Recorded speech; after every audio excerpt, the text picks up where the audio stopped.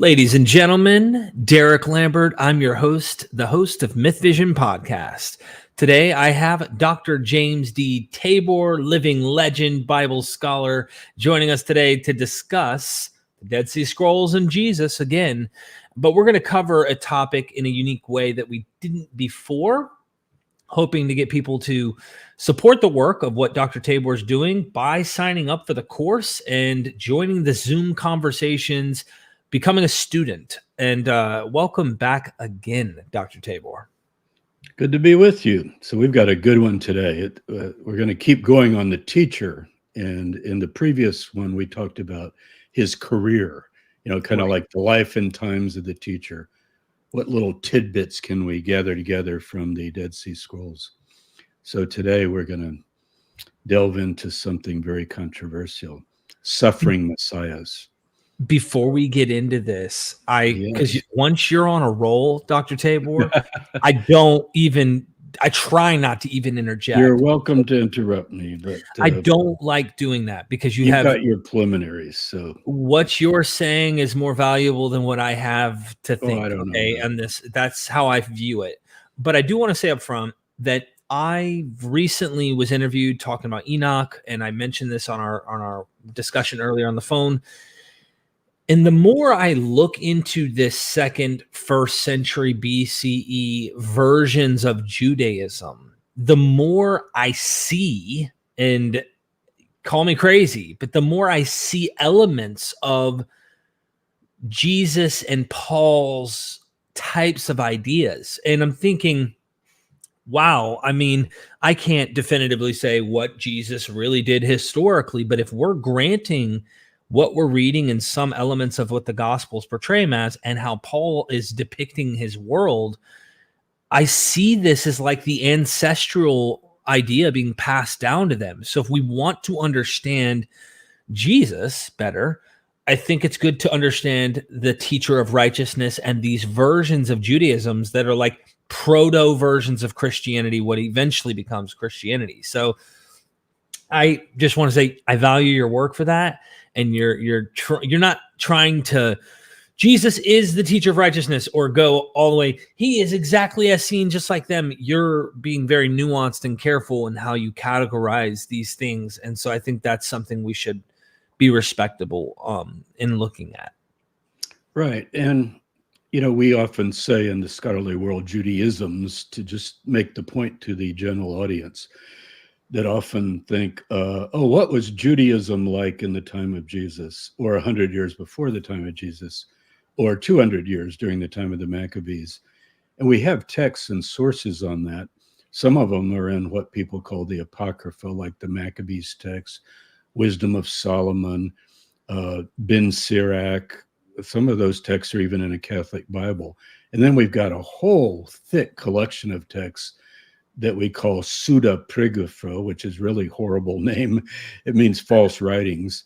And it just means that they weren't accepted into the canon of either the Hebrew Bible or the New Testament.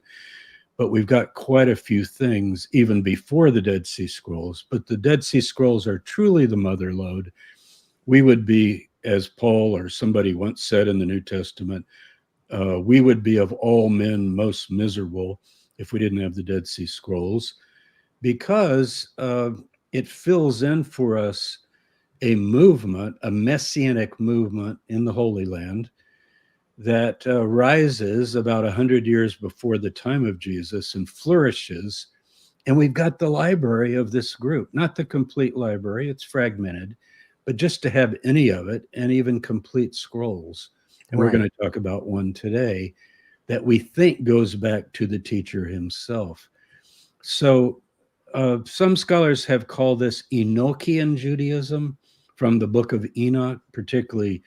Remember, our Enoch, which comes from the Ethiopic version, other than fragments here and there, it's divided into 5 books. But the first book is what we normally think of as Standard Enoch.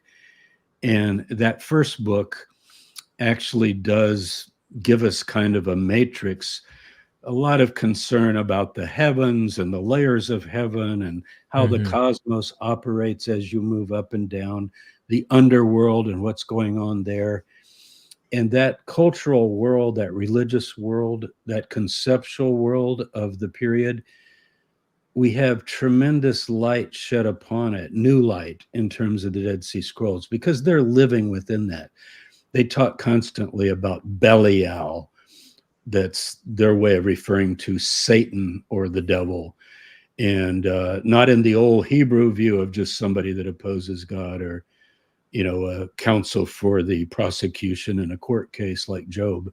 No, this is a wicked guy. He doesn't have a tail and a pitchfork, but wicked spirits in heavenly places. And when you read Paul's genuine letters, he's just overflowing with this kind of stuff about demons, and I was prevented from this, and Satan opposed me. In Galatians, he says Satan's the god of this world. He talks about principalities, powers, heights, depths. Now, we don't have this directly in the Gospels from Jesus' own mouth, but he alludes to those things in ways that help us to realize whoever we're reflecting within our New Testament Gospels, particularly Q and the Synoptics, is coming out of this same worldview. It's apocalyptic, it's messianic, but it's cosmological. Right. I sent you a link earlier called The Bad Idea That Took Over the World. It's actually a blog post. So if you could call that up. Yeah. Yeah. This is drjamesdtabor.com. You go to his website, Sure. sign up for sign up for the newsletter if you want. It's got a good search feature. But I can't read it here on the screen, but you'll see I talk about my teacher, Jonathan Smith, and how I learned that all religions of the period are Hellenized. And we've tended to think of, if I see a pagan deity, or if I see this kind of artwork or something, that's Hellenistic, and then everything else is Judaism. But what Smith has shown is that there's a shift in the ancient Near East and in the Mediterranean world that's international, and Jews are affected as much as other cultures. And it has to do with this vastly expanded universe in which God, or the gods, the good powers, who are way beyond this world, and we're in the lowest, darkest part of the world. And in this video, I think it has like a couple 100,000 views. You can probably see. I just shared the link so everybody can go to this. Everybody can go to the link, but the blog post link is important too, because I introduce it.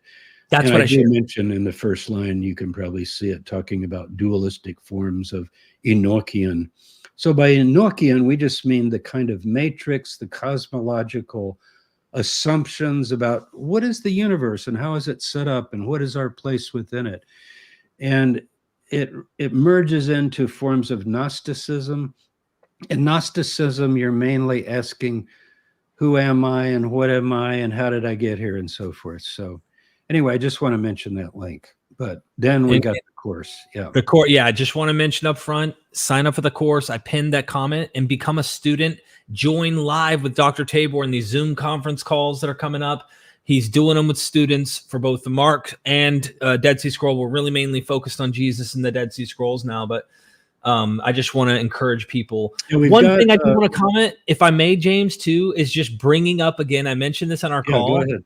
Paula Fredrickson, amazing Dr. Fredrickson. I went and visited in person, and privileged. I really am. No one's ever done that as a YouTuber. Maybe NBC or ABC or these big documentary channels have, but I visited her and I brought up N.T. Wright's work, her review, and she's like, can we wait to the end? I don't want to ruin my day. But responding to this, like, realized eschatology, she literally goes in exactly what you're talking about. But what about all those cosmic powers? She says, yes. What about every arche, exousia, and dynamis, whom the victorious returning Christ had yet to defeat, 1 Corinthians 15:24, and the theos of this aeon was blinding the minds of unbelievers, the arche and dynamis that groan along with all creation, the resurrection of the dead and transformation of the living, blah, blah, blah, blah, blah, blah, blah, is the day before the day of the Lord, etc. She goes into and pretty much rips him a new one, but I just had to mention that as we... Okay. Yeah, Paula's, a lot of us were influenced by Jonathan Smith, by Peter Brown, his famous article, The Holy Men in Late Antiquity. And we learned in graduate school to consider the cosmos. And as you don't just jump in a text, you want to know what was the worldview of that text. The air is thick with powers. And then what happens when you go down into the lower world? And essentially, it's to place yourself as a human being. Where are we? What are we? The classic Gnostic question. And we don't even need the label Gnostic. It's the classic human question. But in the Hellenistic world, it would be like, from whence did we come? To what have we fallen? What is death? What is birth? What is rebirth? And so forth. So you get all these things about death and rebirth, and sometimes referred to as resurrection and heavenly glorification. So the scrolls are just our new example, when they were discovered in the 1940s into the 1950s, of a apocalyptic messianic group that is preparing the way in the wilderness, referring to prophecies and so forth, and trying to fulfill them. I wanted to say on that Zoom meeting, normally I do Zooms with the course I'm current with, and that was Mark, early part of the year, and we did, I think, 8 months of Mark. Okay, now I've gone to the Dead Sea Scroll course, but for this coming meeting on Sunday, the 28th of January, the Mark students are invited too. And the reason I wanted to include them, first of all, to encourage them to sign up for the Dead Sea Scroll course. I sort of like, it's like when I was teaching full-time in the university, I'd have a cadre of students that kind of went along with me and got more and more advanced. So, they took the Mark course, then they take a Dead Sea Scroll course. So I think about half of our Mark students haven't signed up for the Dead Sea Scroll course. And I don't think it's because they didn't like the Mark course. I get the impression that most of them like it a lot. So why would I invite them? Well, I want them to sign up. Okay, I'll be transparent. But you know what the other reason is, and this was also the December meeting, is we're talking about a messianic figure that begins to see suffering and probably even dying as part of his destined fate, based on reading himself into the text of the book of Isaiah, the so-called suffering servant songs. They're found in chapter 42, chapter 50, chapter 49, and then 52 through 3. Everybody knows 53 if you were raised as a Christian, about he was wounded for our transgressions, he was bruised for our iniquity, we esteemed him not, we despised him, and so forth. And people for centuries have asked, who is that? And one answer is it's the nation of Israel. But in these particular 4 hymns, it gets individual as well. It's first person in a couple of them, where the servant speaks and says, I, as opposed to Israel as the people. So he's someone within the people of Israel. And Jesus appropriated some of those texts as well. They're quoted in the New Testament, particularly Isaiah 53 is alluded to. So I wanted the Mark students to come too, because we're dealing with this idea of another figure 100 years before Jesus reading his Isaiah. And by the way, we have the Isaiah scroll from Cave 1. And we also have the Thanksgiving hymns that I'm going to talk about today. It's another scroll from Cave 1. There were 11 caves altogether. So Cave 1 is the first cave. And there were 7 scrolls in one of the jars in that cave. And they're fairly complete. And one of them is a copy of Isaiah. And it's got these interesting little marks in the margin where someone reading it might be marking their Bible. Can you imagine that? We're not sure. But if you look at where those little marks are, it could very well be someone thinking, now this is really a key passage to think about. What does that mean? And so fortunately with this teacher, we may have something better than just speculation. I've got it printed out here. And if you sign up for the course, you get this. But this is a section of the Thanksgiving hymns. There are 40 Thanksgiving hymns. That's too many to cover today. But there are 9, or some people say 9, some people say 10. 9 or 10 of them in the middle. They're usually numbered 10 through 17. You actually have the teacher speaking in such a singular autobiographical way that many scholars refer to these as the teacher hymns, meaning either he wrote them or someone wrote them in his name in the first person. And they begin to have a different character because he begins to talk about himself. And one of the things he does is he picks up on the language of that suffering servant material in the book of Isaiah, as if he's drinking it in and appropriating it, and maybe beginning to interpret his own life, career, and destiny in the light of the servant songs. And they say things like, I was not esteemed, I was rejected, a man of sorrows, acquainted with grief, and so forth. If you'll bear with me, I've marked just a few things to read from this quickly. And I'm going to do it fast where I can just go through and read them quickly. This is the teacher. So I want you to kind of close your eyes and think, are we going back 1st century BCE? I would date him.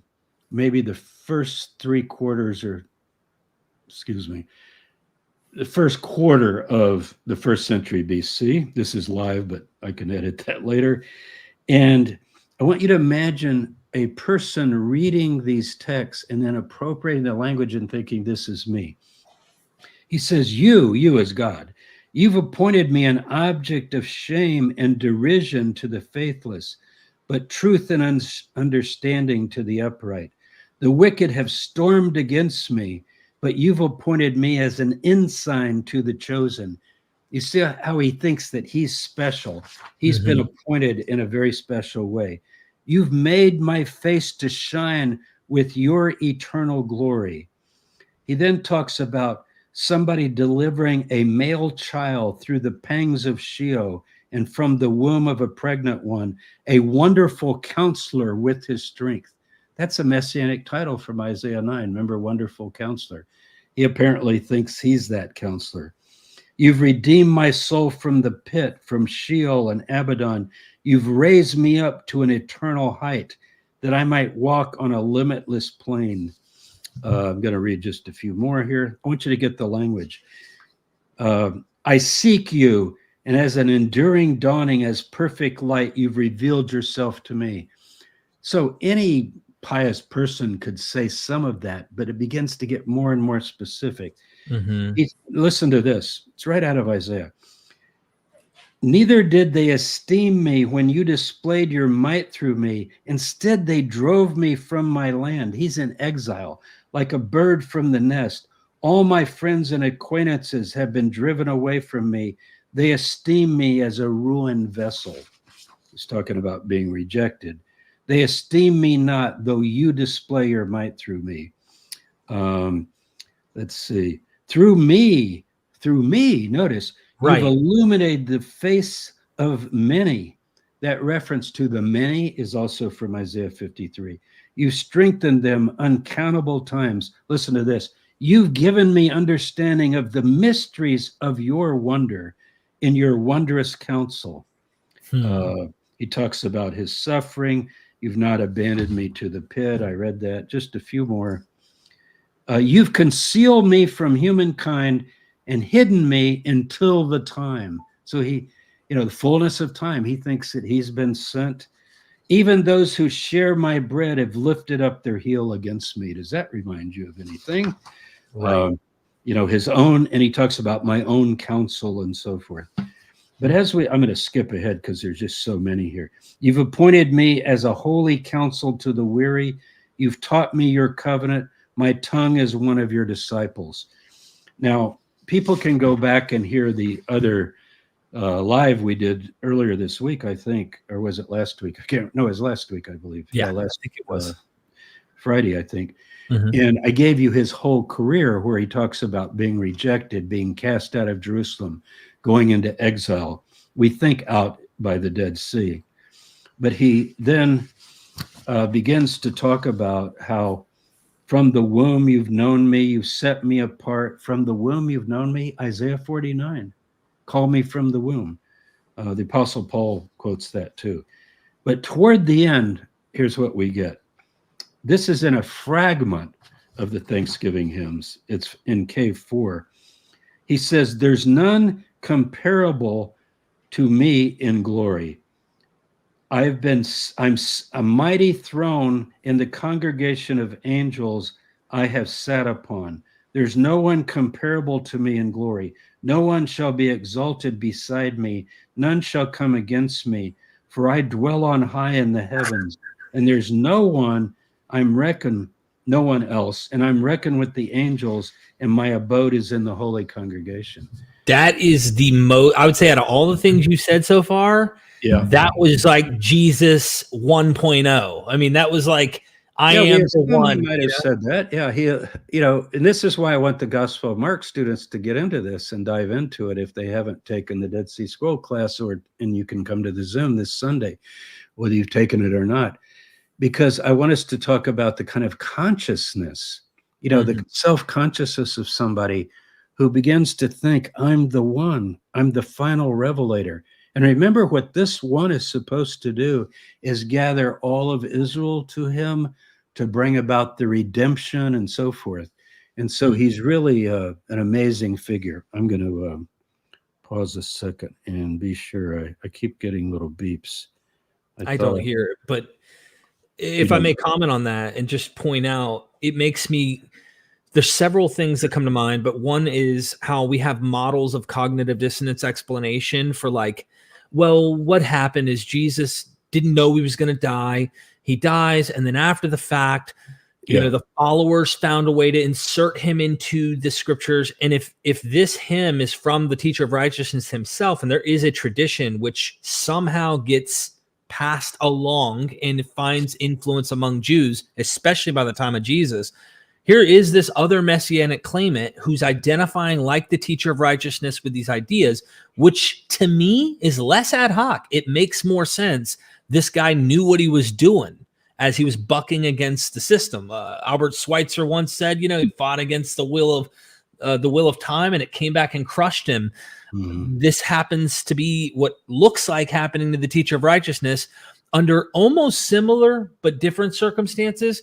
And I wanted to ask you about that. Was from what I was reading with Boccaccini, and that is a scholar talking about Enoch and the teacher of righteousness and stuff, is that there was a Zadokite priest movement that this group of the teacher of righteousness and their followers almost become the elect within the elect. They kind of call themselves the sons of light. Right. And other Jews, they think, are apostate. They refer to them as, unfaithful tribes that went away from God, even though they're Jewish. And they think the Jerusalem temple is corrupt, and they think the priests are corrupt, and they denounce the Jewish establishment of their time. Sounds like Jesus. Sounds like Jesus. Now, it's a real question. Let's stay with Mark as our earliest record of this material.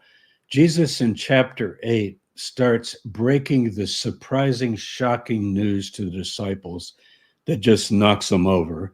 And Peter, being the spokesperson, even rebukes Jesus when he hears it, as if to say, and I don't know the words, but he probably said, no, no, no, no. We're going to Jerusalem and we're taking over, and you proclaim the kingdom of God, and we're going to rule and reign and get rid of these bastards in Jerusalem, and the wicked are going to be punished and the righteous will triumph. And all of a sudden he goes, well, actually, first, look at John the Baptist. They did to him what was written of him. That's what he says in chapter 9 of Mark, what was written of him.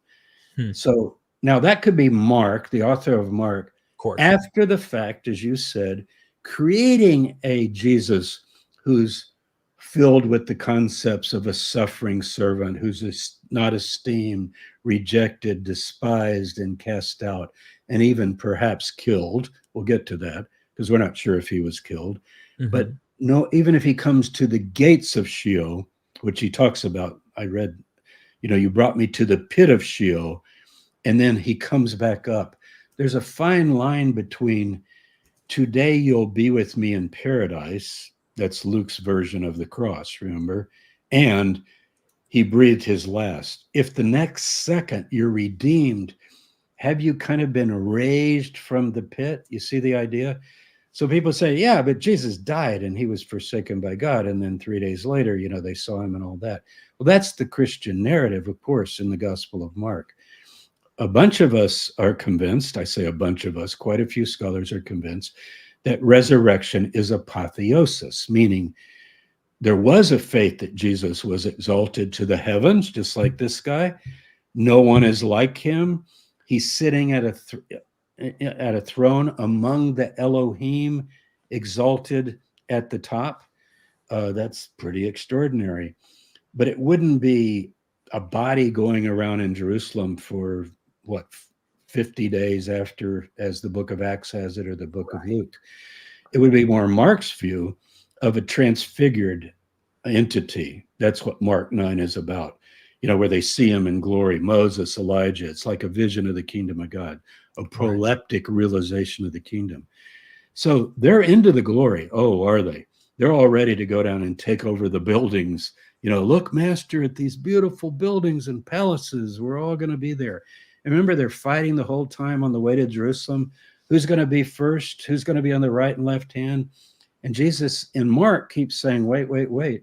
I think you skipped some chapters in Isaiah about being rejected, being, or Zechariah, strike the shepherd and the sheep will be scattered, and that kind of thing. And then Jerusalem is surrounded by armies, and then the kingdom of God comes. So here's the question.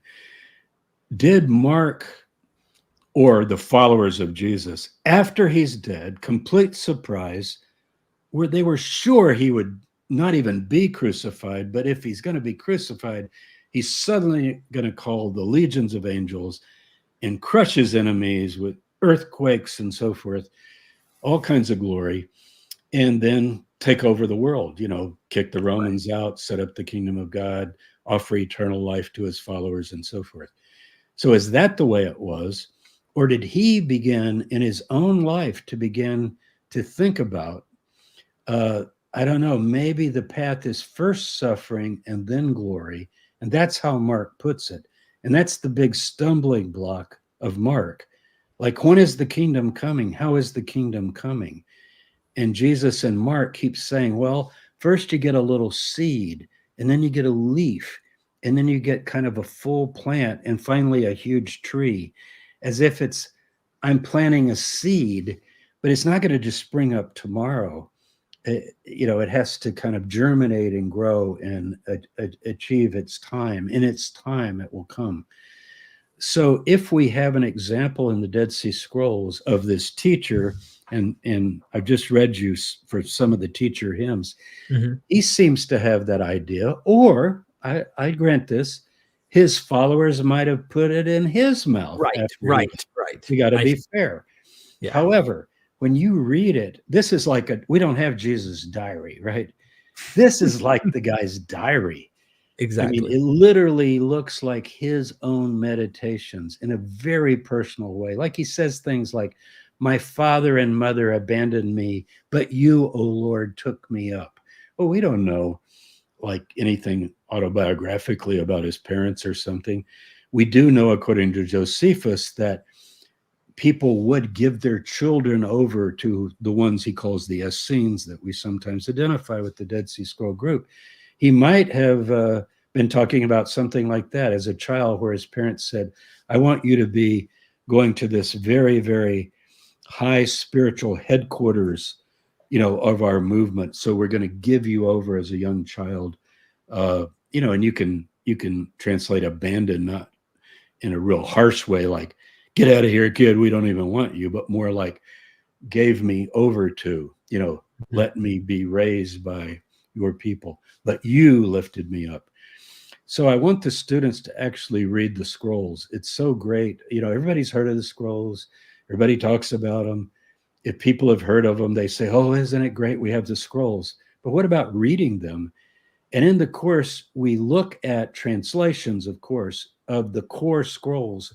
And what do we have? 10 lectures. I take you all through them, talk about every aspect of the scroll group, as well as some of these remarkable parallels. But what we're going to do Sunday is particularly talk about what was his career And what can we say about him? And if he was pursued and persecuted by the priests in Jerusalem, including the high priest, according to one text that we covered last time in your live session, did that go as far as having him killed? And that we're not sure of. He definitely died. But did they kill him, or did he finally just die? Did he die of diseases? Did he die of weakness? He describes within these Thanksgiving hymns, these teacher hymns, he describes himself as just kind of falling apart bodily somehow. Was that from his suffering? Was that from something in his life that we don't know about? We just don't have records of that. But it does say in Isaiah 53 that the suffering servant will bear our diseases, as it's called, meaning our ailments, our frailties, our weaknesses. And he seems to have this constitution of talking about himself as, I'm weak and I'm forsaken, I'm forlorn, but you lift me up. It almost sounds like you could even take it as a self-fulfilling kind of thing as well. Like, how monks purposely put themselves in, self-harm actions. And you wonder if this philosophical school of thought that is an elect chosen within an elect chosen, and they're in their own mind and they're thinking the end is right around the corner, and that he's self-fulfilling, putting himself into a potential. Well, look what happens to all the messiahs we know about, and I'm using messiah as I explained last time, very generically, just the key core redemptive figure, anointed by the Spirit, however, and then you can have a priestly messiah, Davidic messiah, and so forth. But this most exalted messiah, David calls Lord in one of the Psalms, Psalm 2, remember, in Psalm 110. So you have these two messianic Psalms, Psalm 2 and Psalm 110. And the idea seems to be that Jesus mentions this in the Gospel of Mark. It's his last question. He says, you say the Messiahs of David, but why would David then, his father, his ancestor, call him Lord? Yeah. Lord. Why does he call him master? And they don't know the answer to that. He seems to be implying there are many messiahs. Every priest is a messiah. There have been various people that have thought they were anointed by God. But there's going to be a final messiah. Now, I wanted to mention this book. Why would I promote somebody else's book? Because it's so wonderful. Michael Wise, The First Messiah, Investigating the Savior Before Christ. I'm really recommending this to the Dead Sea Scroll students. You don't have to buy it. It's not required for the course. Anyway, what Michael begins to do in that book is to show you all of these passages and how they're appropriated, and how he really is an exalted figure above even a Davidic Messiah. Like he says in the text I just read, none of those who sit upon thrones can compare to me, because I have a throne in the heavens. You see, this guy, well, Jesus, if he believed that he was going to be exalted to the heavens and receive glory, like in Mark, the transfiguration, where Moses and Elijah and Jesus are in an altered, transformed state, and he thought that was his destiny. I think it's likely that it goes back to the historical Jesus. I don't think, think about other messiahs we know that Josephus mentions. There's probably a dozen of them. They all get killed. Right. But if you don't believe in gathering arms, gathering your followers into a kind of armed resistance and fighting and dying that way, but you're arrested and you don't resist. See, this is the thing. Remember Isaiah 53. Every Christian knows this. Like a lamb led to the slaughter, he opens not his mouth. So he's not drugged, kicking and screaming to the cross, cursing his enemies and saying, God will get you soon. Right. In fact, in the Gospel of Luke, he forgives his enemies. And in our earliest teachings of Jesus, love your enemies, do good to those that persecute you. If someone strikes you hard on the one cheek, turn the other, and so forth. And so he does seem to be different. And this figure, I don't know that he would say, don't resist your enemies, because we have a scroll about how the sons of light are going to defeat the sons of darkness. But a lot of it is God on your side. When you read that scroll, I mean, they're not going to be able to fight 20 Roman legions with their own strength. So it could be that Jesus, maybe the teacher, they realize they're going to go before the end, and yet they believe that God will exalt them. And I would even go to the Apostle Paul there, Romans 8 particularly, where Paul is talking about the glorification of that he's expecting and all of the followers, this heavenly glorification that he proleptically experienced when he was taken up to heaven and entered paradise. I wrote my dissertation on that in my book, Paul's Ascent to Paradise, that people can read. It's all about that. But what does he say in Romans 8? We will be glorified with him, sounds like Mark, provided we suffer with him. So what does Jesus say in Mark? You want to follow me? I'm going to the cross. Take up a cross and follow. And if you become a servant, he says, a servant, that means a slave, become the least, then you'll be exalted. So the great will become low and the low will become high. You get that kind of reversal that you see many places in the New Testament. So you're getting that also in the Dead Sea Scrolls. And it's in Isaiah 53. Remember how it ends? Because the guy is suffering and dying and finally even buried. For this reason, he's been highly exalted. And he's been given this position. Reminds you of that Philippians hymn, a name above every name. I mean, it's almost like I just read you a version of Philippians 2. Right. The name Morton Smith. I'll never forget in the 90s, Morton Smith got hold of this scroll that I just read that you said you were most impressed with. Yeah, that was the one. 491. Yeah. He got hold of it before it was published.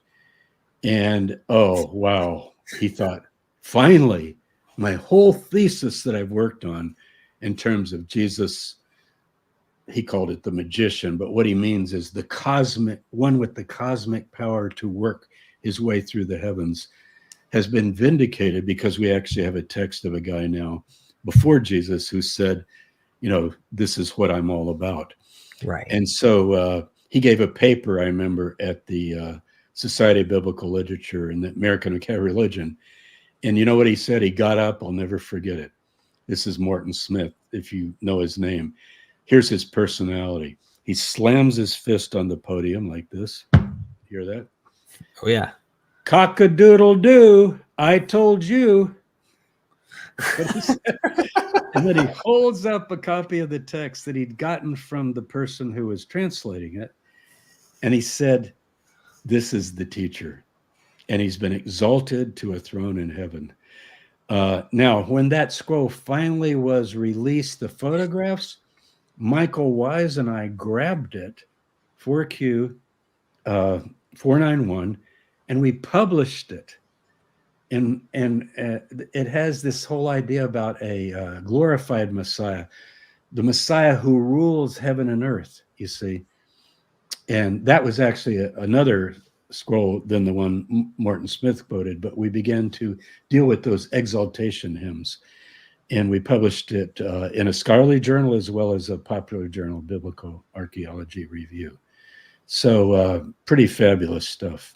I have one question, and then we have several. We have 12 super chats. So we'll take them. Yeah, go for it. If that's cool, everybody sign up for the course, please. This Sunday, he is doing a Zoom call, and he'll be meeting with students who sign up. The links will be in the course packets online on the emails you get and stuff. So I've just thought about it, and then I was like, let me pull to the passage in Revelation 11 where it talks about the two witnesses. We know this is a highly apocalyptic, eschatological book, full of imagery, lots of violence, and of course, the hope that God's angels and such comes and redeems and destroys the enemy and brings the New Jerusalem, etc. Well, in Revelation 11, it's two witnesses who get killed. Their bodies are left. The abyss is opened. They end up getting resurrected. And I'm wondering, this is or caught up to heaven. They're caught up to heaven.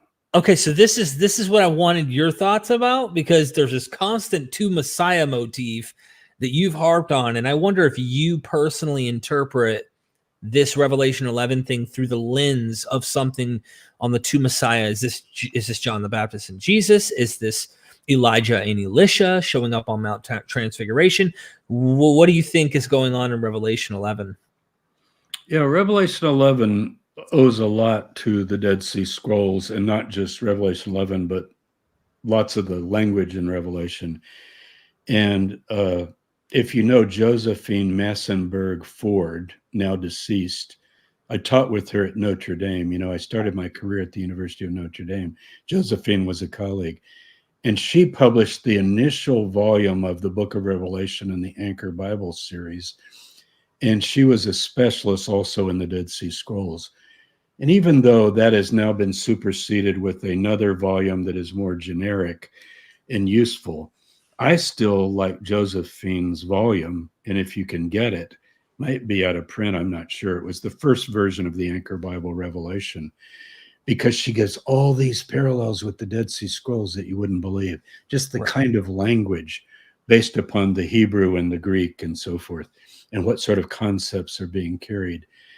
And yes, the two Messiahs fits wonderfully, and it comes from Zechariah.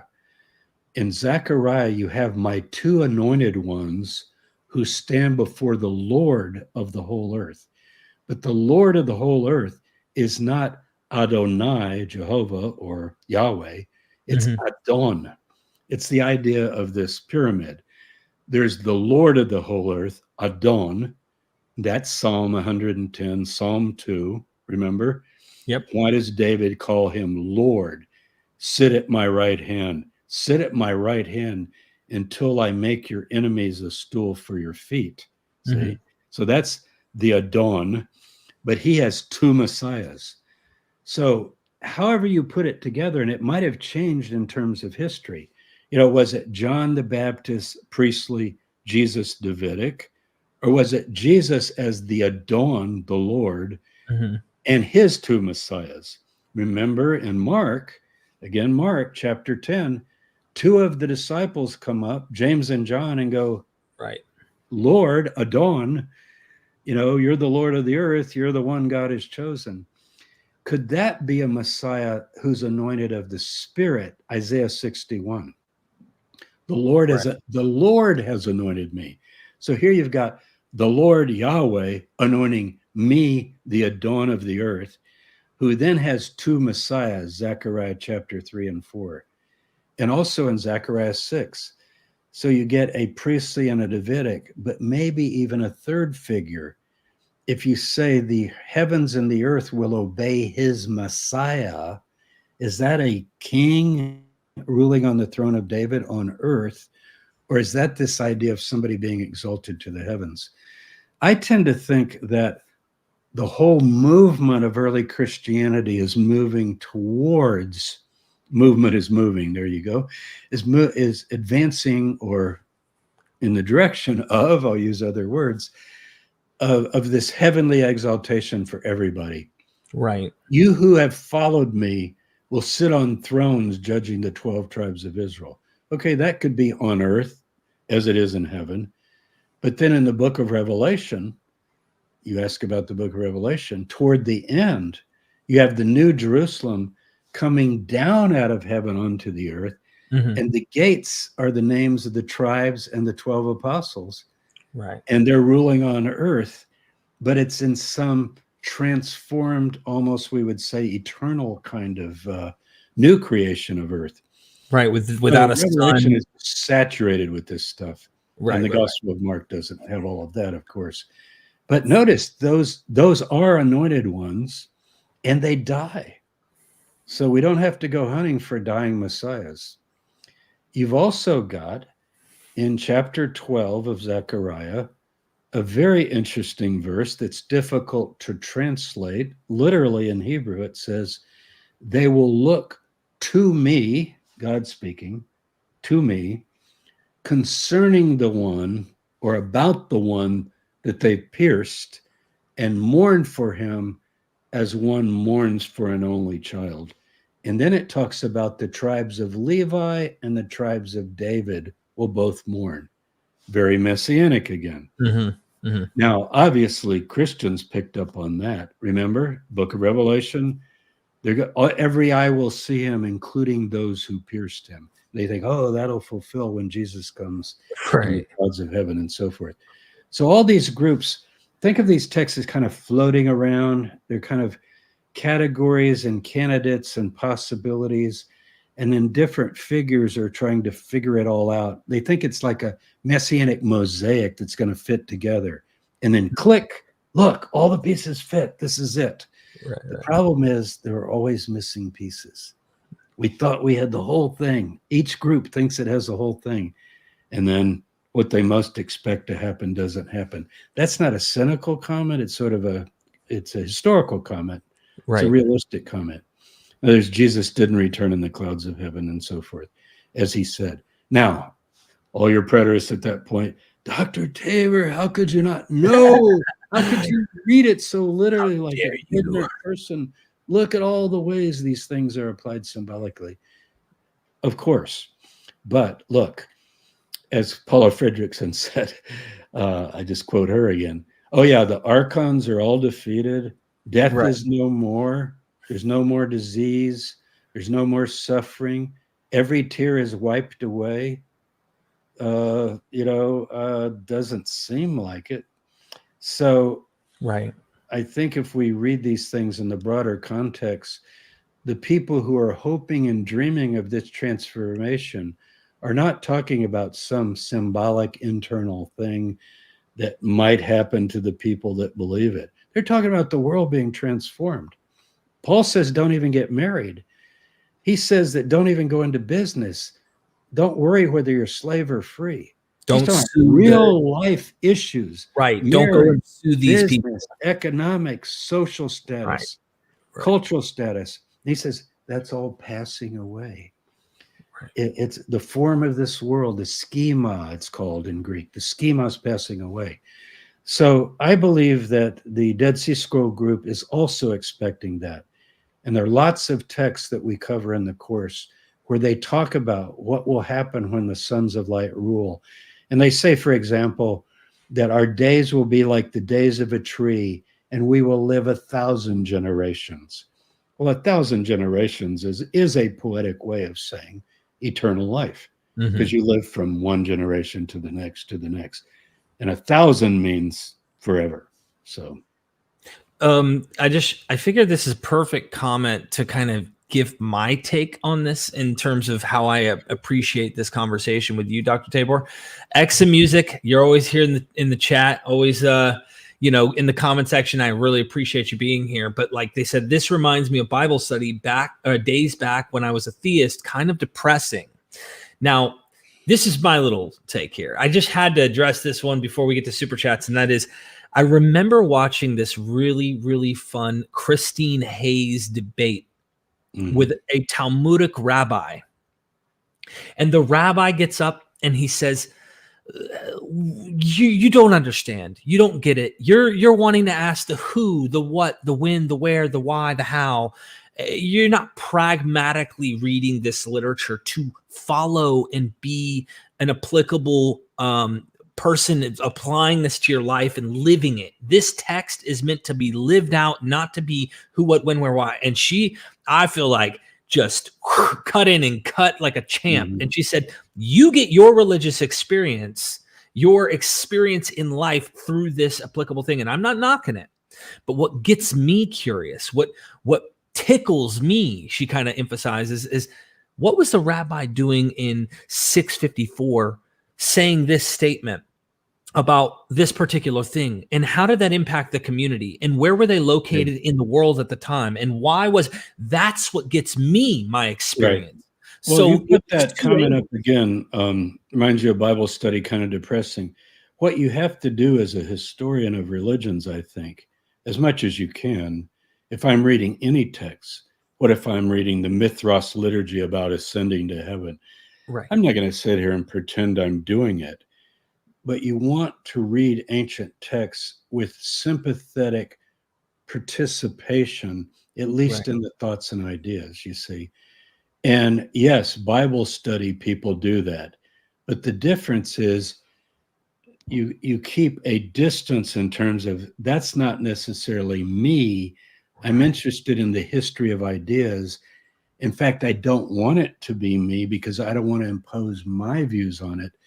So what I would always ask when Paul wrote 1 Corinthians 7 about marriage and going into business and being a slave or free or Jew or Greek, all those things don't matter. That's just not a text in Sunday school that I would now read today and think, oh, I wonder what that means to me. Probably doesn't mean anything to you. I hate to say it. I mean, you can always draw some principle from something, but the world did not pass away. And social, economic differences continued throughout history, and horrible suffering and wars and death. And the world was not transformed. And you know, the one text that's very clear, nations did not beat their swords into plowshares and their spears into pruning hooks and not learn war anymore. And, you know, you can allegorize that all you want, but we live in a horrible world in terms of human behavior, and we all know that. And also a wonderful world in terms of the good things that are characteristic of human beings. So it is kind of depressing. I agree with your comment. What was his name? Exa Music. They right. I remember. Always here. They're always supportive. Yeah, I love them. It is depressing in that you might remember when you were trying to sort all that out and almost make it apply. Maybe is what he means. Maybe, yeah. Maybe. And yet it can also be liberating because we always, you know, Jonathan Smith always said, you know, and he didn't originate this, but you want the familiar things to become strange and the strange things to become familiar. That was one of his sayings all the time. So you read something really weird and strange and make it familiar. You know, try to make it familiar. And the things that are real familiar to you that you just take for granted, like, oh, they probably sat in church like we did and took the little crackers and the little bread, and we're kind of doing what early Christians did. No, you're not. It's not even close. Make the familiar things strange.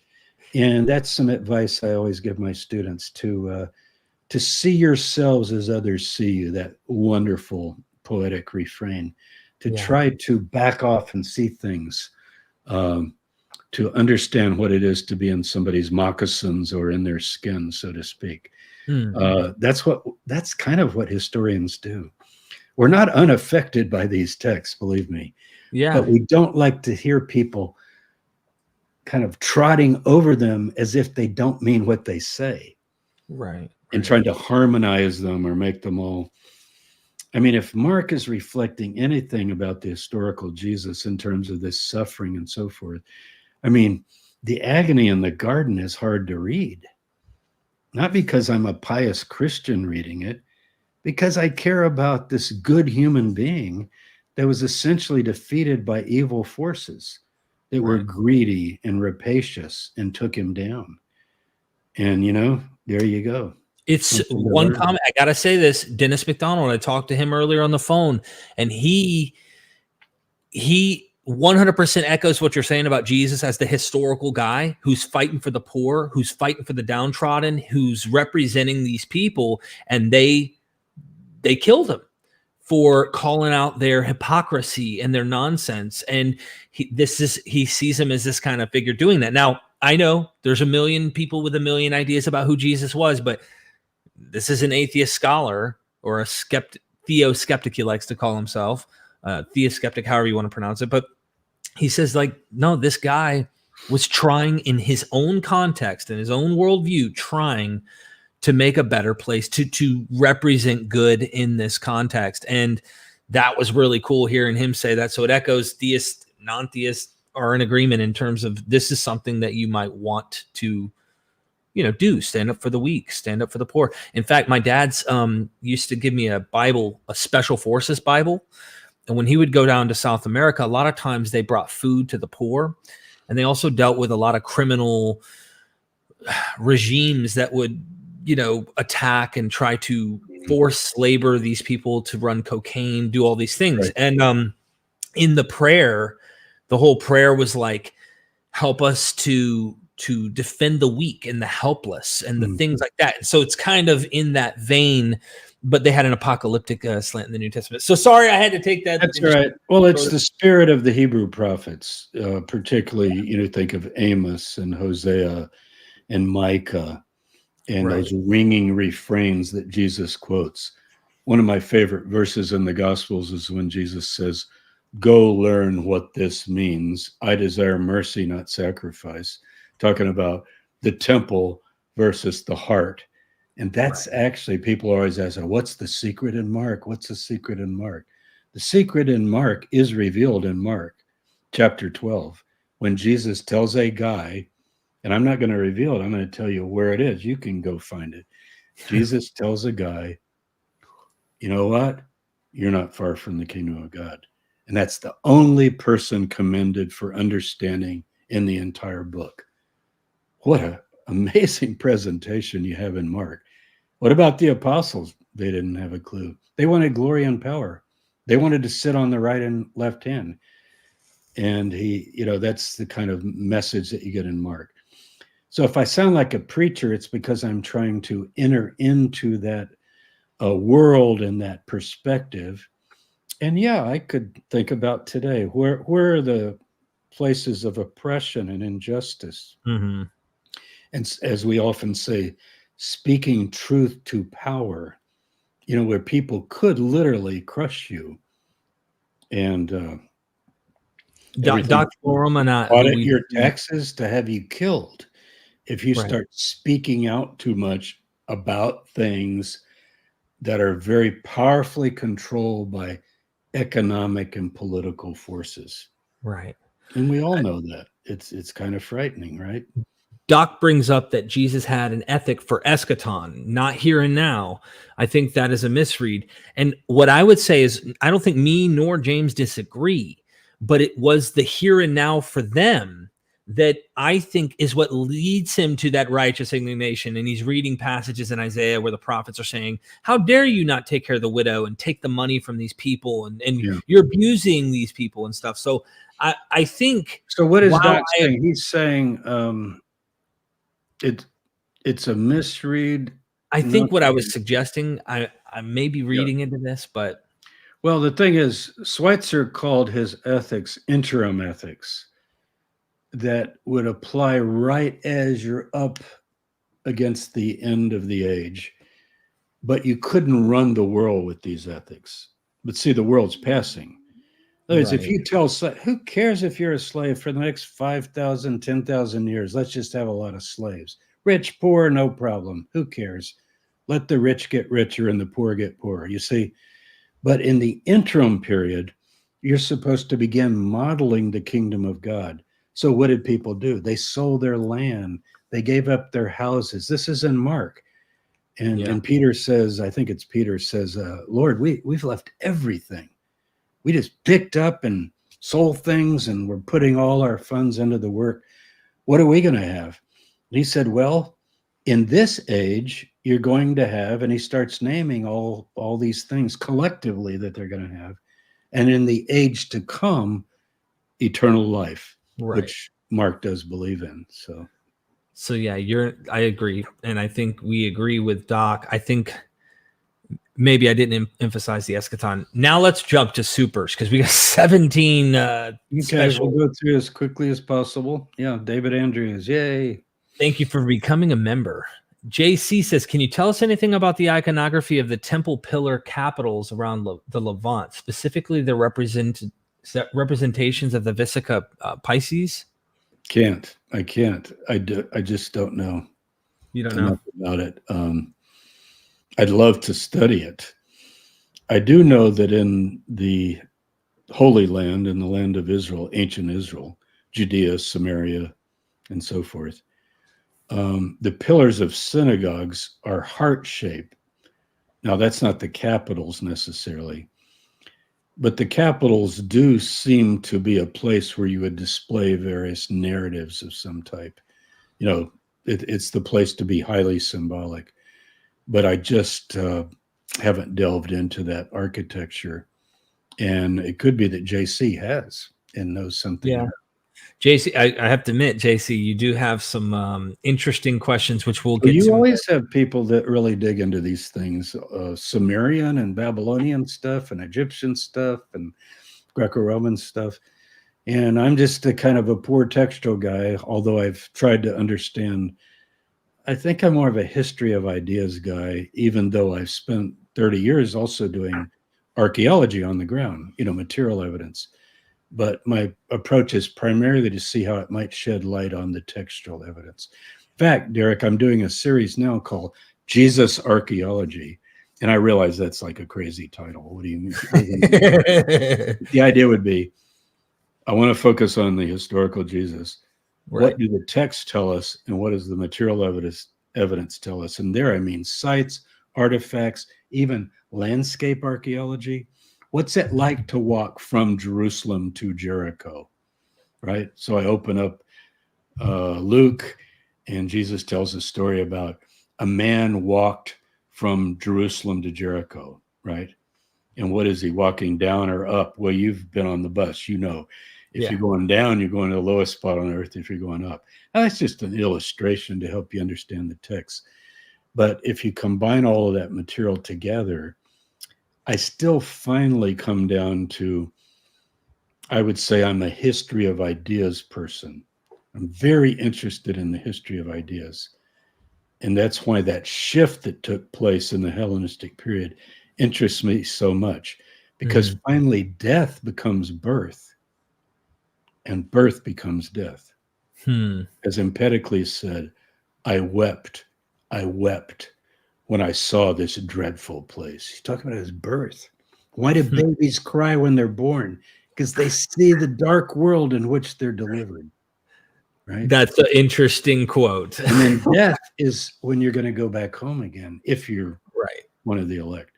Well, and now we have in our own time the post-Enlightenment world that's become more the scientific world of physics and chemistry and biology, really running on its own, so to speak, and producing everything. And so we have these periods, and that we call the secular perspective that has taken over the Western world, at least, although there's still ways of having spiritual insights within and accepting portions of that secular worldview. Right. So back to the time of the Dead Sea Scrolls and Jesus, the ideas that are going around in the texts I use are basically crazy ideas that never took place. It's apocalyptic, messianic eschatology, and it all failed. Should we run it again? Clip that.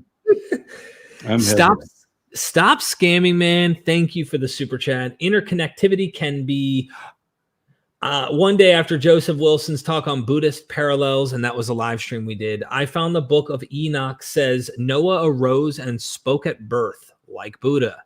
Such speech was then said of Jesus in the Gospel of Thomas and the Quran. Yeah, it's standard repertoire for divine men or divine babies, I guess. Yeah. Absolutely. Even the Dalai Lama, the way they know the Dalai Lama, remember, is they put a child in front of all these things, and the child will know certain things that no one else could know if it's really the one, and that kind of thing. By the way, Stop Scamming Man, one of my favorite chat people, comes to us all the time. The Dead Sea Scrolls have a great text on the birth of Noah that was also part of this thing called the Genesis Apocryphon. And boy, you got to read that if you haven't. Look it up. Because when Noah's born, you'd think the whole world is getting shaken. It's just an amazing story. So very, you read the Genesis and Noah was born. So, right. But this is like, oh no, if it's Noah, he's like the birth of the new world, and it has to be glorious and amazing. Did you know many of our Second Temple texts, including Philo and Josephus, I wrote an article on this once, they think that Moses ascended to heaven. Yes. Right. the apotheosis of Moses is very important in many of our texts. People don't realize that. You read Deuteronomy, you think, okay, he went into this valley and he died, and the Lord buried him. But what does that mean? Well, that's his body. It actually can become a model for understanding Jesus. Everybody's worried about the body. Where's the body? Where's the body? These people don't care about the body. The body is the old clothing that you shuffle off. The new clothing is the heavenly garment that you're going to wear, in the world to come as you sit at the right hand of God on your throne next to Jesus Christ, if it's a Christian. So, right. Thank you so much. Great context. JC, anything about the Vesica Pisces of the Ops of David Hosius? Are the geese parallels of the cherubs on Samaritan bowls? Out of my range again. Wow, Out of your range? You should have him on to talk about all this. It sounds I know. like really JC, email me. Does the hand of God and the Beit Alpha mosaic offer saffron to Abraham? Now I know about this synagogue. I know that much. That's right. You didn't go that. We didn't go to that. We went to several others that are similar. And I'll be right back. I got to real quick. I'm gonna have you full screen. Okay. Can you answer that, or do you think? Can you spend 2 minutes? I would have. I do know the notion of the hand of God appears in most of the synagogues where you have the Akedah. That's where Isaac is being offered, and then God stops him, and that's representing, of course, how God intervenes and stops. But I don't recall something in the hand, offhand, in that one. But I don't have it right before me now. I'm going to do the next one. I got to use JC's got me 3 strikes and I'm out. Uh-oh, here comes another one. In the Dura Europos synagogue artwork, Mordecai is depicted with the traditional iconography of saffron. Do you have any idea why? No, I don't, again. But I have studied the Dura Europa in the past in graduate school, and Erwin Goodenough is the one to read on that. I think it's multi-volume. I have the cut down volume, the summary that Jacob Neusner did. But that Jewish art and symbolism is very important. And it's still turning up. Jody Magnus is uncovering, or has uncovered, this synagogue mosaic that's from around 400 CE or AD. That's got all of these motifs of various historical characters in the Bible and even in some of the apocryphal things. And the symbolism we're still trying to delve into.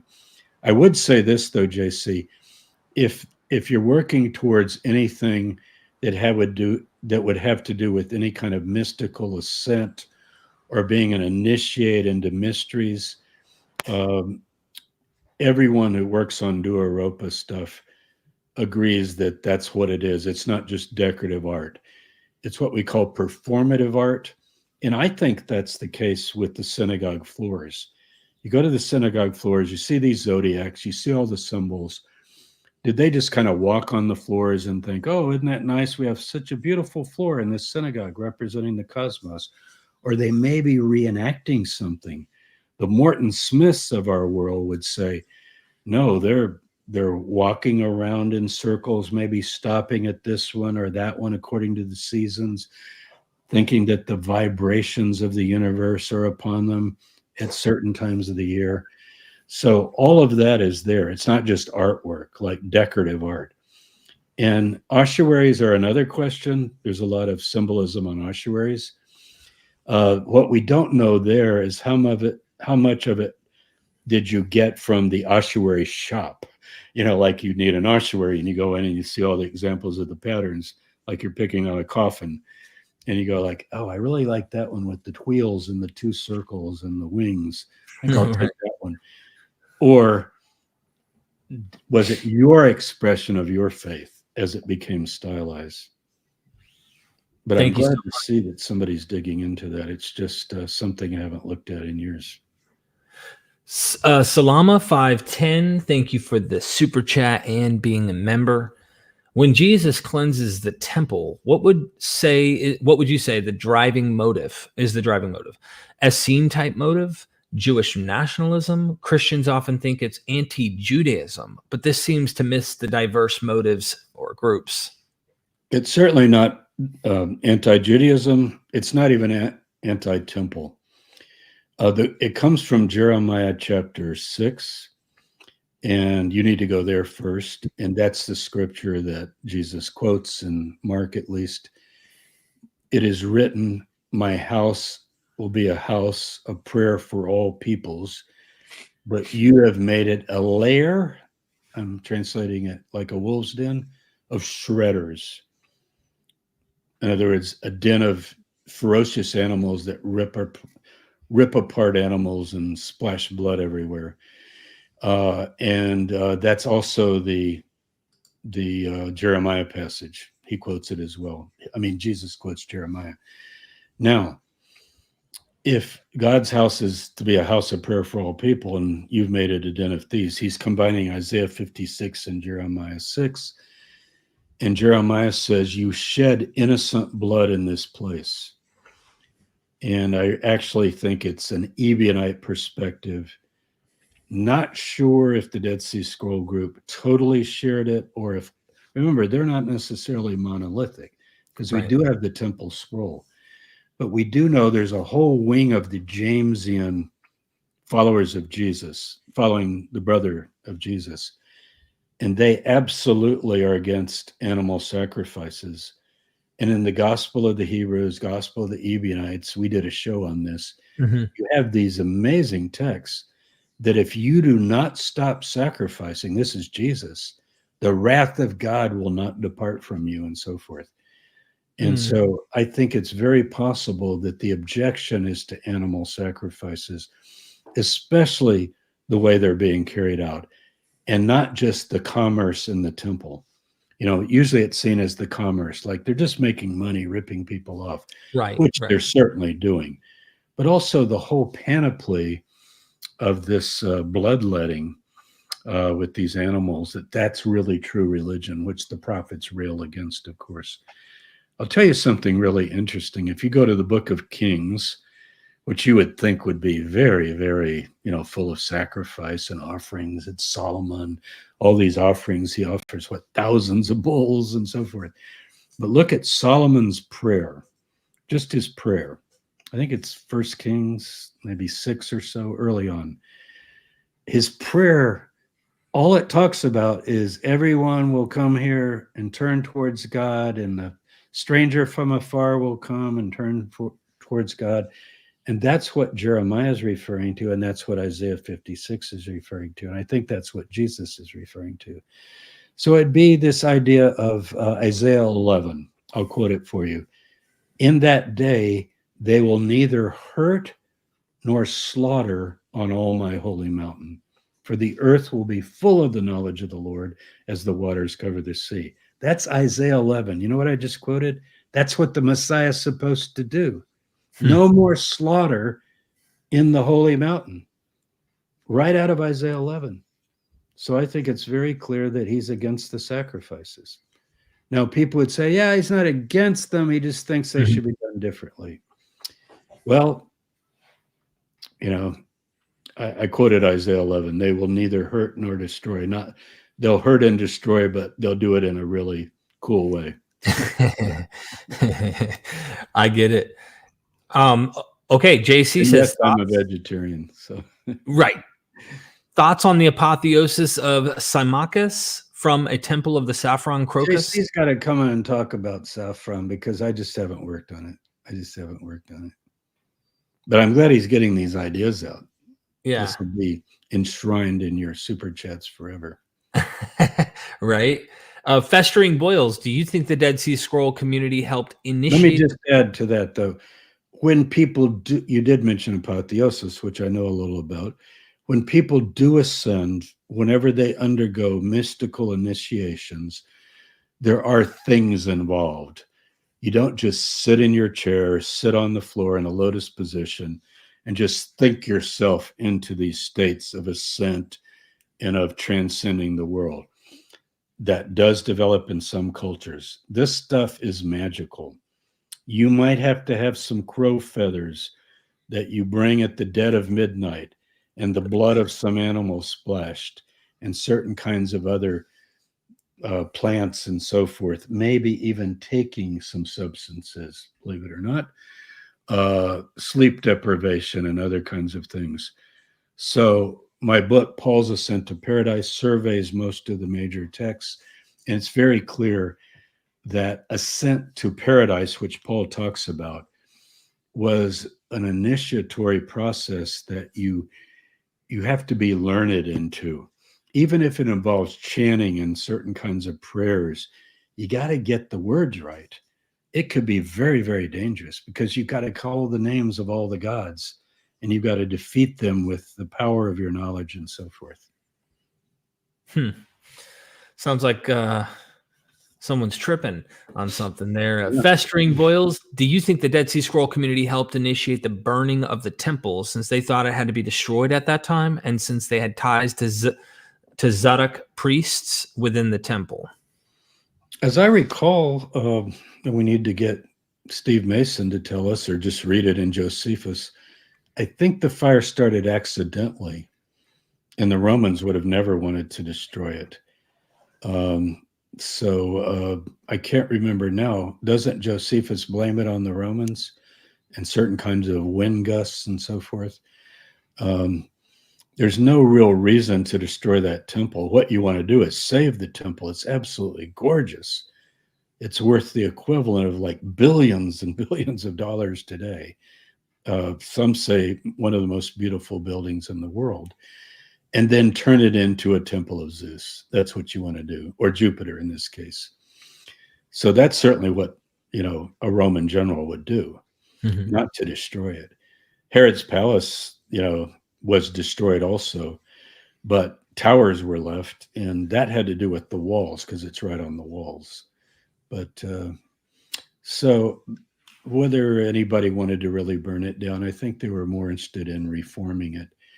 Although Herod, I don't know, these guys might have preferred a simple tent in the desert than a temple made with hands. This temple made with hands thing in Isaiah is nothing. What is the temple you will build to me? Right. And you get the idea that the temple is the people, even in Isaiah. And you also find that in the Dead Sea Scrolls and in the New Testament writings. The prayers of the people are the temple.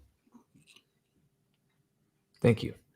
JC says, what's a crocky-pollum got to do with it? No idea. JC killing me. Killing me today, JC. Showing my ignorance in a lot of areas, which would be easy to do. Yeah, I mean, we have specialties and also, but email me anything that we don't cover and give me some tips and pointers on where you might find scholars that help with this. Thank you so much for all the help, though. Victor Engelman, Jesus Sirach is dated 2nd century BCE, like the foundation of Qumran. A copy of the book was found there, and his theology reminds of the New Testament. Could Sirach be the founder and other Jesus Paul warns of? Sirach, to me, I don't know. I guess I have to read it again. It sounds more Sadducean to me, so it depends on what you mean theology. The Wisdom of Solomon has a kind of afterlife and immortal soul and all of that stuff. But as I recall, Ben Sirach is more of a reductionistic view of this mystical, magical world, more like the Hebrew Bible itself, that you don't have as much of that going on. So it could be, but if that's correct, I don't find in Sirach an expanded, vastly populated in terms of all these spiritual entities. But maybe I need to read it again. Maybe I forgot. He said he followed up. For example, he forbids swearing, talks about hell and how to become a son of God. He also says wisdom, logos, was created before the earth, and that's in first person. See, again, I thought that was Wisdom of Solomon, but I need to look again then. Interesting. Yeah, the forbidding swearing would be very clear. Yeah. Victor, thank you. These are interesting questions. Doc Ploromanot, again, thank you so much. Could the Yahad be a splinter group of the Sadducees that left due to stances on free will, the afterlife? They both were ultra focused on the temple and shared lower to upper vessel liquid impurity cooties, 4Q Yeah. MMT. They did indeed. Yeah, they're halakhic interpretations of the law. He's talking about if you pour liquids, if you got a liquid here that's clean and a cup that's clean, and this is defiled, and I pour the liquid, does the defilement go up into the cup that would be okay? Now, the vessel is bad and the cup is bad, so I've ruined everything. So you got to really be careful when you're pouring wine or anything like that at the table. They're interested in that kind of thing for sure. And we know that from MMT, as he mentions here. MMT is a document that's very important where they give some observations of the Torah. They do seem to be Sadducean in certain ways, but I don't know that it's a monolithic whole. And remember, we have stages of a library here.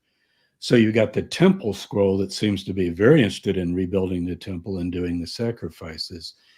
And then we've got the community rule, and maybe it's just temporary. It talks about our prayers and good deeds will be our sacrifices. And then we got little jugs of bones buried all over Qumran that seem to have been some kind of a ritual meal, but they saved the bones almost like these are a sacred meal. So we don't want to just throw them out in the dump like we would normal, eating of meat. I don't know that they're vegetarian. I think it's difficult to sort out, but, there are quite a few books that have been written on different ways of taking the scroll group. And I think probably it depends on how you're defining Sadducees. Remember, it's real hard to define Sadducees. I was thinking of Ben Sirach as being pretty Sadducean, but I don't remember it talking about hell in the sense of an ever-burning fire or anything like that. If you're talking about hell like the grave, yes, absolutely. I was thinking about this as I was reading Boccaccini the other day. He emphasizes how there is a serious divide in the thinking in I don't think it was the temple scroll. I think it was, I can't remember which one, but it's like, you can tell there's super free will. It's like Calvinism and Arminianism all over again before Jesus, literally among Jews. And it was so shocking to hear how deterministic and the days are numbered and the exact count and the exact person. And then another one, it explains why the angels fell in this kind of Enochian, as we've called it, Judaism, where the angels had this free will. We always think of angels in Christianity. I've been taught they didn't have free will. The angels they were predetermined to fall and all this.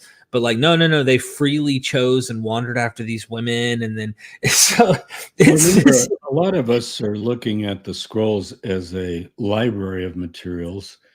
Some even wonder whether the community produced them all. I would certainly wonder that. But a Jewish group would have copies of various things. You have copies behind your head of books that you don't agree with. Yeah. So if we uncovered your library someday, we go, oh, Derek, look, he's such a devout this or undevout that, because you're reading everything. I know it's not that diverse because, we have printed books by the thousands and all of us have a great diversity in our libraries, but there is something going there. And there have been lots of articles over the last 10 or 20 years talking about what is the Qumran library? What is it?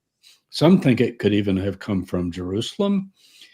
And remember the stretch of time. This is what we know least about. It could be called the dark ages of the community. Right. They first arise and they get founded, and we got the community rule and we got the Damascus document, and they have a teacher and they follow him. And then he dies and they expect the end to come within 40 years, and it doesn't. Okay. If you go with Wise's dating, that's only getting us down to the last quarter or so of the 1st century BC.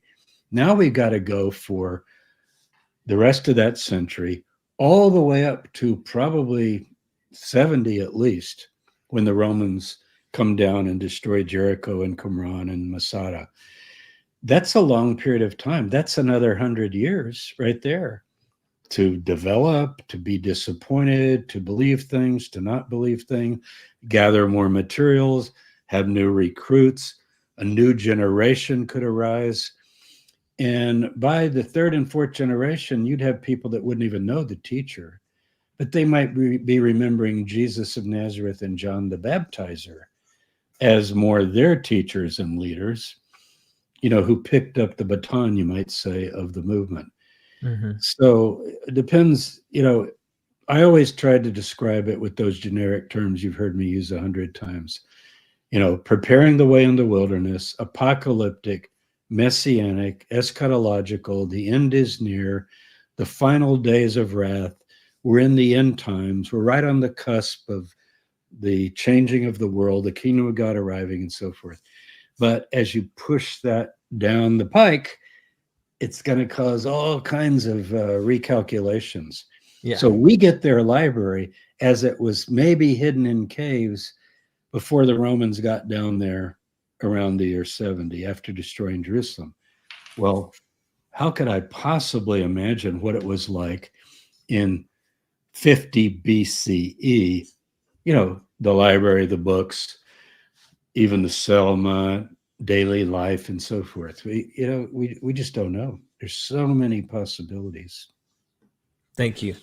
JC, does the zodiacal imagery emerging from the rear of the Crocus temple on the Symmachus piece suggest that Crocus was associated with a celestial sign? You got to get a guest on that deals with this thing.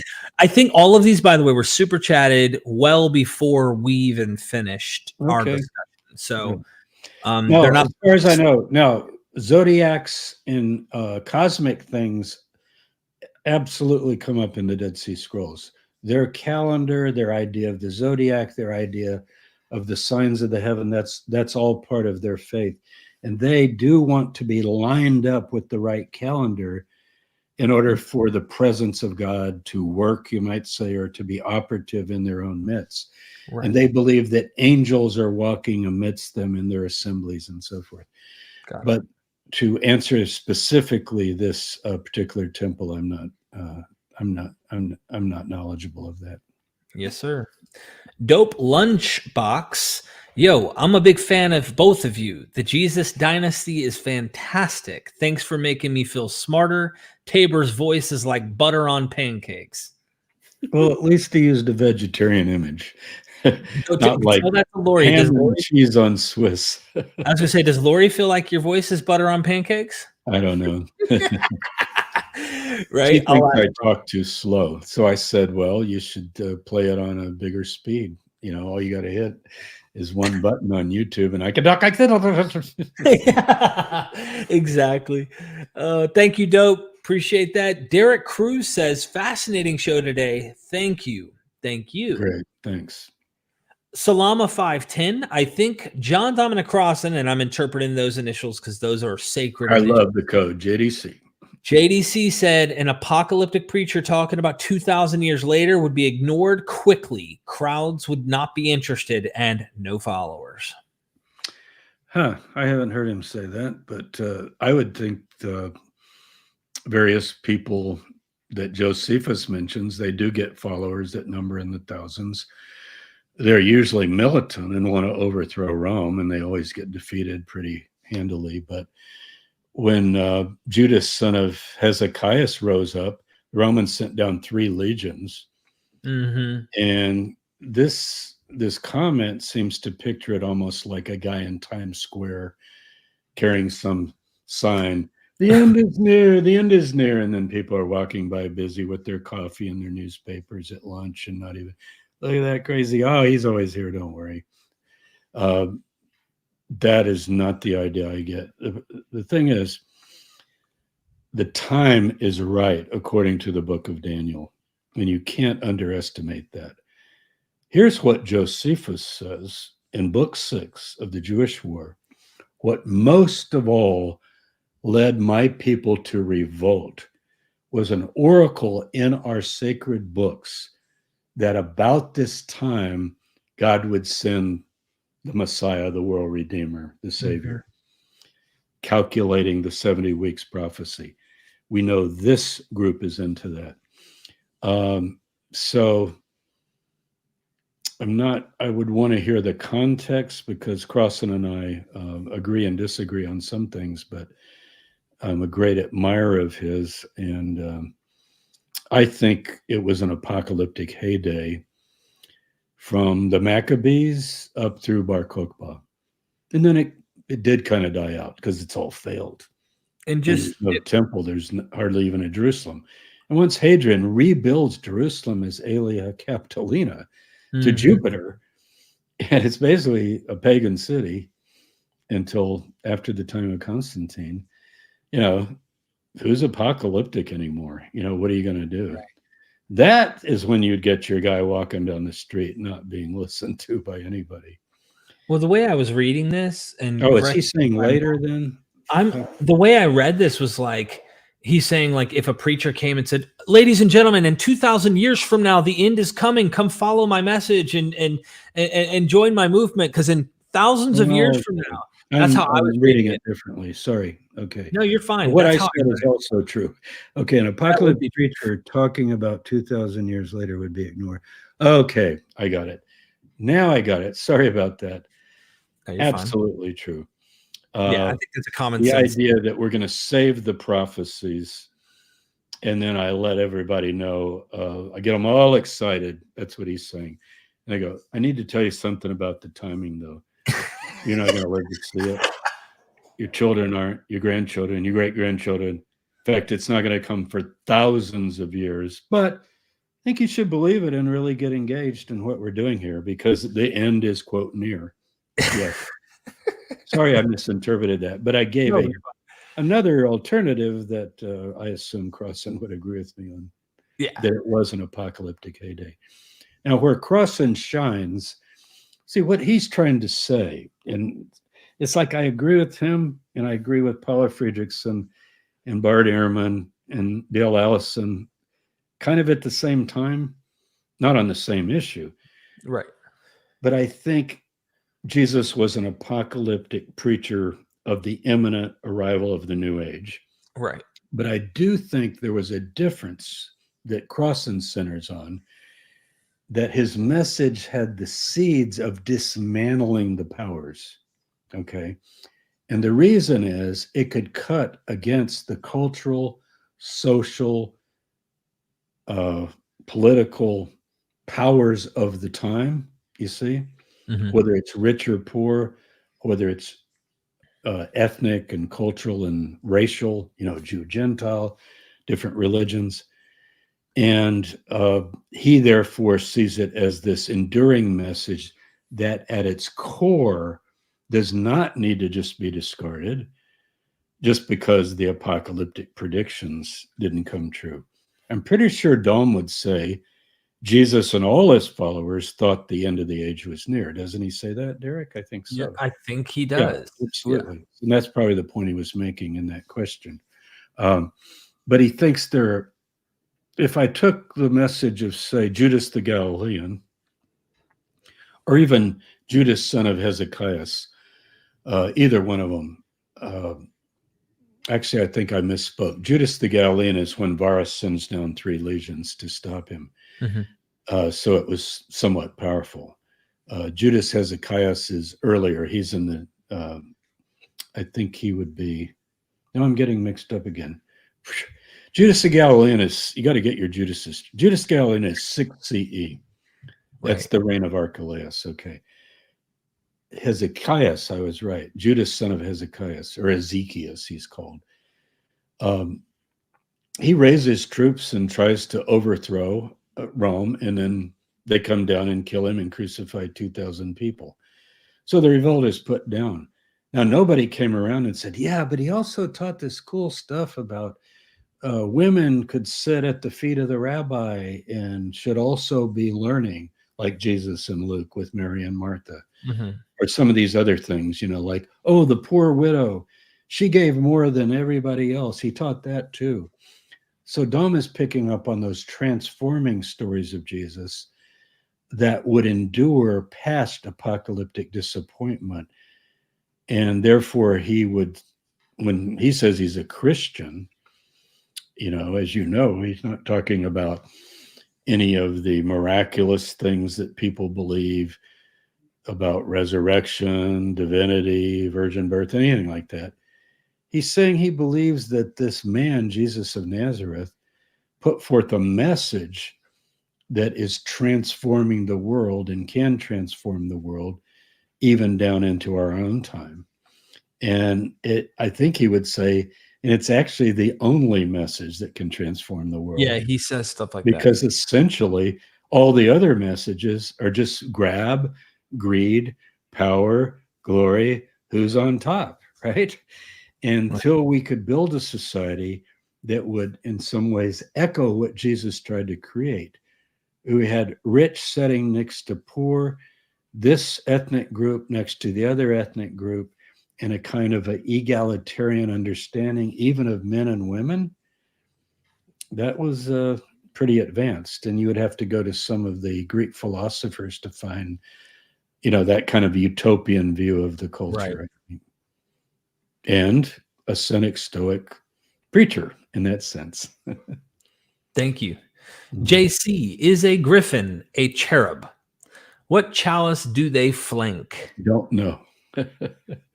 Don't know. The cherubs at some point undergo all kinds of development, but for example, I wish we could see the ones that were on the temple curtain of Herod the Great's temple, because there were these cherubs on the curtain embroidered. Boy, wouldn't you give anything to know what those look like? Because were they just echoing some typical Hellenistic motifs? Or were they, what we think of when you see these things of the ark, these wing kind of beings, or what were they really? Right. Thank you. Mr. Monster, been around for 20 months as a member on MythVision. Thank you so much. Asks, when did Greece drop Zeus and go all in for Yahweh? And of course, they super chatted it as well. Same question. When did Greece drop Zeus and go all in on Yahweh? I guess in general, if you're talking about Yahweh, mean the biblical God, it would be coming with post-Constantine, but it takes a long time for Rome to get, quote, Christianized. So not until what we begin to call the late Byzantine period, where becomes the establishment. I'm going to have to close in a minute because I have an event tonight to get ready. We have one left. Okay. And that is Doc Pleromena Hegesippus. Hegesippus addresses James and Oblias, or bulwark. Could this Greek transliteration into protector more relate to the Aramaic abal, or mourner, for Zion, corresponding to Nazarite vow requirements, thus a nickname? I'm gonna have to think about that. I don't know. Hegesippus' account is very difficult to interpret. We get it through Eusebius, first of all, so it's secondhand. And he also talks about what is the gate of Jesus, the gate of Jesus. Right. And do you believe in the gate of Jesus, or something like that? Right. But I'll take a look at that and see. I tend to think it's something about a towering figure, the just one. And it comes from this idea in the book of James, even, and in the scrolls, that they've killed the just one, which goes back to prophecies in the Hebrew Bible, that the wicked pursue the just one, and then you capitalize it and make it sort of the ultimate one. So, right. Thank you so much. I hope everybody signs up, and we'll see you this Sunday. I see a bunch of you Sunday, and we record those programs. So whether you can make it Sunday for church time at noon Eastern or not, you can still listen to it, watch it rather, if you sign up for one of the courses. So take care, everybody. Good to talk to you. Absolutely. Dr. Tabor, thank you so much. Y'all have a wonderful one. We'll